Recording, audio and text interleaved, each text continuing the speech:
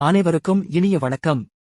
இந்த வீடியோவில் எந்த படத்தை பத்தி பார்க்க போறோம்? நான் குடும்பஸ்தன் திரைப்படம்.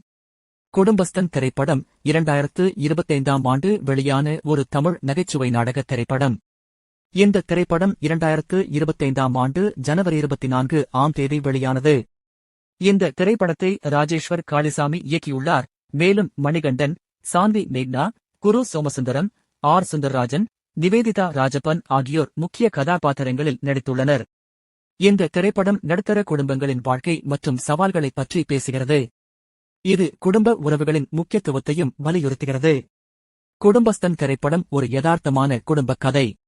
நடுத்தர குடும்பத்தின் பிரச்சினைகளை இயக்குனர் ராஜேஸ்வர் காளிசாமி அழகாக சித்தரித்துள்ளார். மணிகண்டன் தனது கதாபாத்திரத்தை சிறப்பாக நடித்துள்ளார்.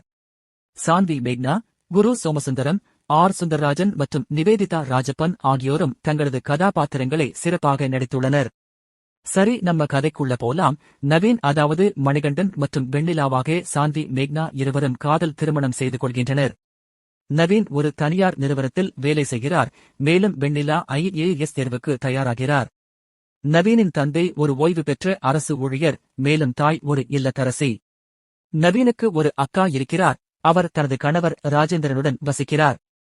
நவீனின் குடும்பம் ஒரு நடுத்தர குடும்பம். மேலும் அவர்கள் பல்வேறு நிதி சவால்களை எதிர்கொள்கின்றனர்.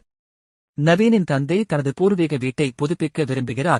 மேலும் தாய் ஒரு ஆன்மீக பயணம் மேற்கொள்ள விரும்புகிறார்.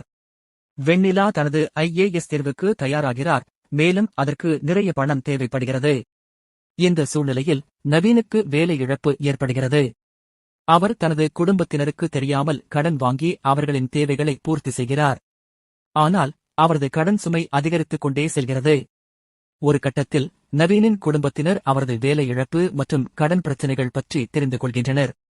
அவர்கள் நவீனுக்கு ஆதரவாக இருக்கிறார்களா, மேலும் அவரை இந்த பிரச்சினையிலிருந்து மீள உதவுகிறார்களா மற்றும் நவீன் தனது பிரச்சினைகளை எப்படி சமாளித்து கரையேறுகிறார் என்பதுதான் படத்தின் மீதி கதை. திரைப்படத்தின் சிறப்பு அம்சங்கள். நகைச்சுவை. இந்த திரைப்படம் முழுவதும் நகைச்சுவை நிரம்பியுள்ளது. மணிகண்டன் மற்றும் குரு சோமசுந்தரத்தின் நகைச்சுவை காட்சிகள் மிகவும் ரசிக்கத்தக்கவை. குடும்ப உறவுகள். இந்த திரைப்படம் குடும்ப உறவுகளின் முக்கியத்துவத்தை வலியுறுத்துகிறது. நவீனின் குடும்பத்தினர் அவரை ஆதரிக்கிறார்கள். மேலும் அவரது பிரச்சினைகளை தீர்க்க உதவுகிறார்கள். நடுத்தர குடும்ப வாழ்க்கை. இந்த திரைப்படம் நடுத்தர குடும்பங்களின் வாழ்க்கை மற்றும் சவால்களை யதார்த்தமாக சித்தரிக்கிறது. மணிகண்டனின் நடிப்பு. மணிகண்டன் தனது கதாபாத்திரத்தை மிகவும் சிறப்பாக நடித்துள்ளார்.